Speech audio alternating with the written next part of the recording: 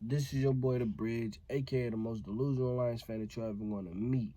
All right, so we coming to you with a video that I think is gonna help a lot of people, a lot of Lions fans. All right, so I understand that the season is, coming, about a few weeks away, and everybody that's a Lions fan don't live in Detroit. So that means you don't have access to watch games or whatever. And some of us, pay an arm and a leg to watch these games. But for those who not trying to do that and end up having to watch the highlights and stuff on YouTube, I have something for you. Now, it's a website called VIP Stand. Now, this website, I use it myself. The way that I do it is I log in on my computer and I hook up my HDMI cord from my PS4. I hook that up into the computer and into the TV so that my monitor from the computer can show on the big screen. And you pretty much type in VIP Stand on Google, it's gonna pop up. You feel me? You click it, you go. You don't hit the football one, but you hit the one that say NFL. When you hit NFL, all of the games for that day is gonna come up, and then you pretty much go to the Lions, or whatever game you're trying to watch. You go and you click it, and then you're pretty much good to go. All right. Now that should help a lot of y'all get to watch these games that y'all can't watch. With us being out of state. Because I'm in Virginia, so that's like my only option to watch the games, or to pay $100 or $120 or $60 a month. So that's what I have for y'all in this video. I also wanted to share my thoughts on the preseason.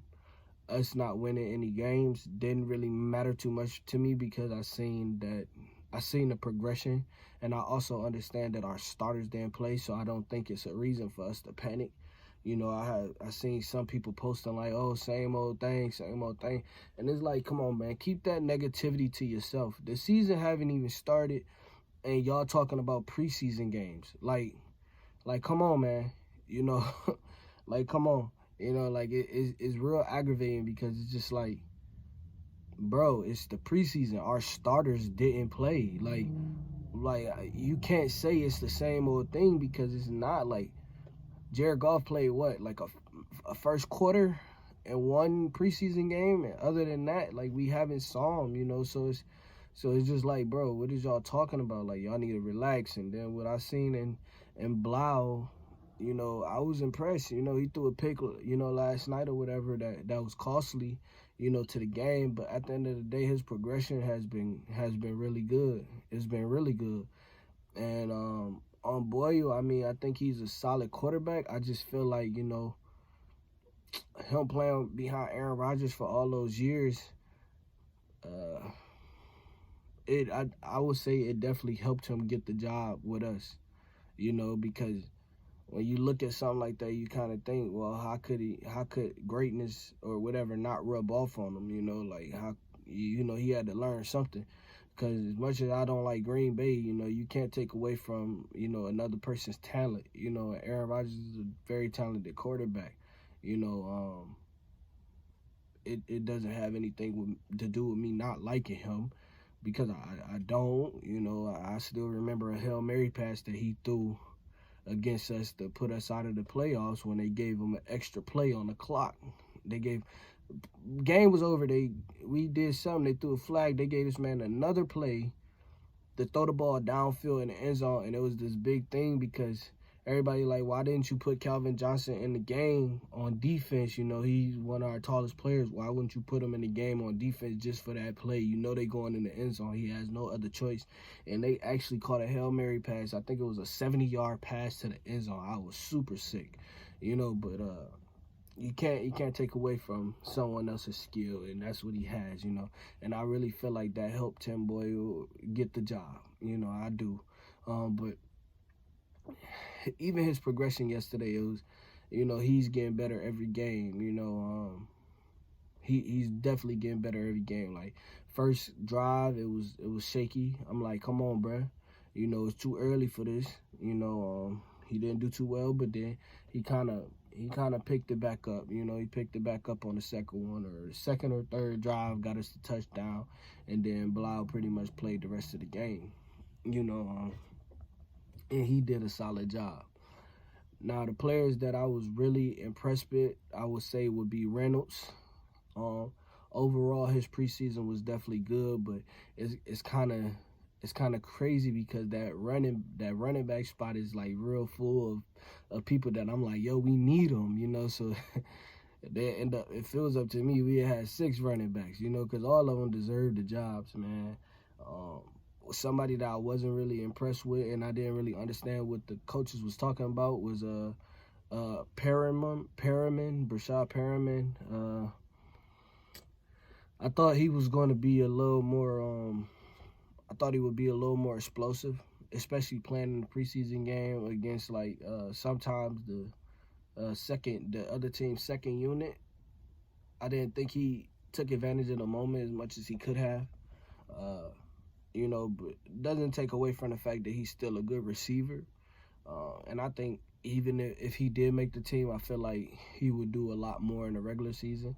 I think like some of the plays that he had was clean drops, and then others he was forced to make you know, it would have to be a spectacular catch for him to have made the play, you know. But he did have some clean drops, like he had like it was like a pass across the middle that I believe it was Blau's first pass in the game that he threw to him, and Buddy dropped it, you know. I was a little upset, you know, but you know, it's preseason. You know, these is things that get worked out. You know, you got to work through some stuff to get back into football shape and football game mode. You know, and I understand that. I think if he makes the team, that he's definitely gonna do a lot of special things for us with that receiving core. You know, Armand Ra or St. Brown. You know, I feel like he's definitely a solid receiver. He has a lot of potential to him, and I feel like, to be quite honest, he's just gonna be like, I say, souped up, or I guess you could say times 10 Golden Tate type of player for us. You know, you give him the ball in the slot, you know, he catch it 5 yards, take it 30, you know, type deal, you know. But I don't want to just limit him to that, because I feel like he has a lot more to offer. But from what I've seen, that's kind of how they utilized him. From what I've seen, it was the same way we use Golden Tate. You know, you might have him on a couple comeback routes or whatever, but for the most part, he either getting like a screen pass, or like, you know, he in a slot on a slant, and you hoping that he can take it further than where he caught it at. You know. Which is impressive. I mean, he was impressive the first couple of games. Last night, I really didn't see too much from him. But, you know, I feel like he's going to have a good season. I wish we could have saw a little more from Jared Goff, to be honest with you. I understand protecting the quarterback and everything, but I wish we could have seen him play against a couple more first-team defenses, you know, like that Colts defense would have been a good one to look at him against last night. But other than that, man, I feel good about the team. Honestly, feel good about the team. You know, I think Dan Campbell, he's a stand-up guy. I like how he talk about the players in the media. I like the fact that he doesn't, you know, sugarcoat anything and try to, you know, give you these politically correct answers. Like, he tell you exactly what's on his mind. And I think it does nothing but, you know, help the players understand exactly where they stand. You know, because sometimes when somebody asks a coach about a player and they say, well, how do you think he's improving? You know, the coach might say, well, we had time. You know, it's the preseason. You know, he's working out a couple kinks, woo woo. But nah, not Dan. You know, Dan, he goes shoot straight. You know, they asked him about, I think it was Brashad Perriman. He basically was like, we thought he was going to do more, but he haven't showed us nothing. You know, and then they asked him about Swift. He kept it a buck. You know, he basically told him, like, he's been hurt, so we haven't saw him. You know, we need to get him out there, you know, to make sure, you know, he's still, you know, where he needs to be.